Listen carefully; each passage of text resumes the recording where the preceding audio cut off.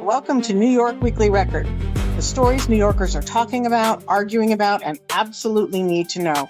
This week, we are going from Rockefeller Center to Rikers Island, from a federal investigation to a documentary carrying the legacy of Kalief and Venida Browder onto the national stage.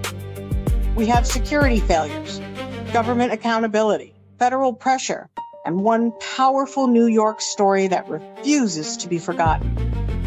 So get comfortable, turn the volume up, and let's get into the stories that mattered most this week. I'm Michelle Evans, and this is New York Weekly Record.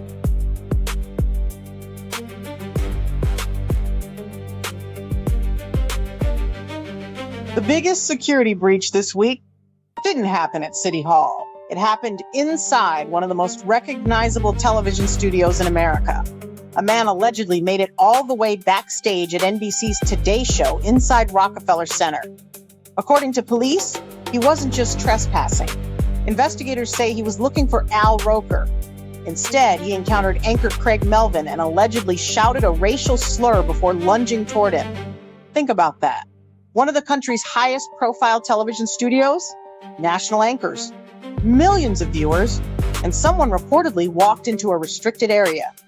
Now, serious questions are being asked. How did he get inside? Who failed to stop him? Reports say a security guard has now lost his job. Fortunately, no one was injured. But this wasn't just another disturbance. It exposed potential vulnerabilities inside one of New York City's most visible media landmarks. Whether you're a journalist, a visitor, or someone working behind the scenes, everyone expects basic security. Because when a person can allegedly bypass checkpoints and confront national television personalities, it raises concerns that go far beyond NBC. I'm Michelle Evans, and this is New York Weekly Record.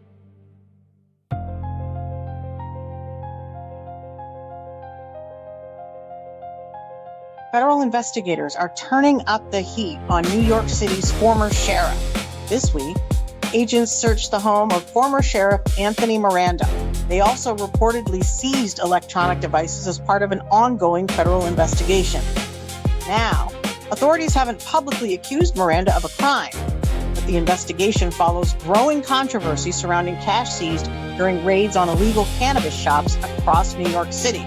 Business owners have questioned where that money went. Lawmakers demanded answers. Now, federal investigators appear to be asking some of those same questions. Whenever federal agents execute a search warrant against a former city official, it's significant. It doesn't mean guilt, but it does mean investigators convinced a judge there was probable cause to search. This story matters because public trust depends on transparency. When government officials are given extraordinary authority, the public deserves extraordinary accountability. We'll continue following this investigation as more information becomes public. I'm Michelle Evans, and this is New York Weekly Record.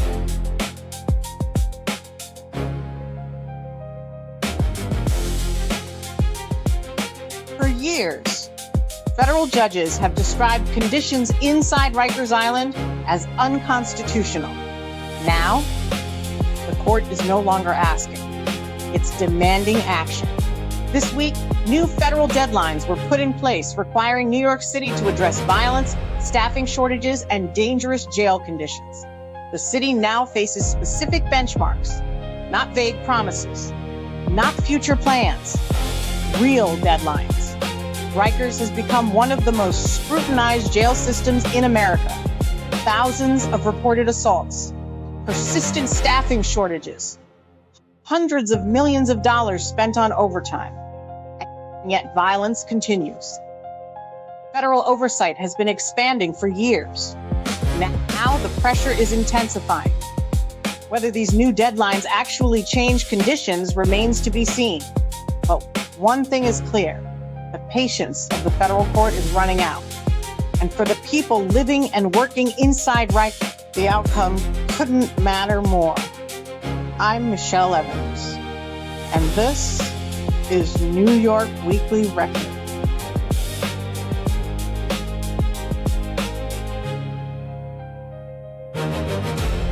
before millions of Americans see it on PBS, New Yorkers have one more chance to experience one of the most powerful documentaries about Rikers Island ever made.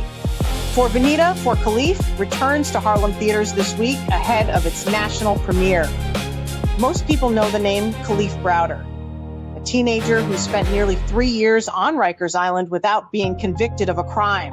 But this film tells a much bigger story. It tells the story of his mother, Venida Browder, a woman who fought tirelessly for her son while carrying unimaginable grief. Their story changed the national conversation about criminal justice, pretrial detention, and solitary confinement. Years later, its impact still echoes across New York. The documentary serves as a reminder that behind every headline, there are families, there are lives forever changed, and there are stories that still deserve to be told. I'm Michelle Evans, and this is New York Weekly Record. That's a wrap on this week's New York Weekly Record. 4 stories, 4 very different corners of New York. And one thing they all have in common, they matter. Thank you for watching, reading, and supporting independent New York journalism. Join us again next Sunday at 6 p.m. Eastern for another round of the stories shaping this city and state. Until then, stay informed, stay curious, and never stop asking the questions somebody hopes you won't ask. I'm Michelle Evans, and this has been New York Weekly Record.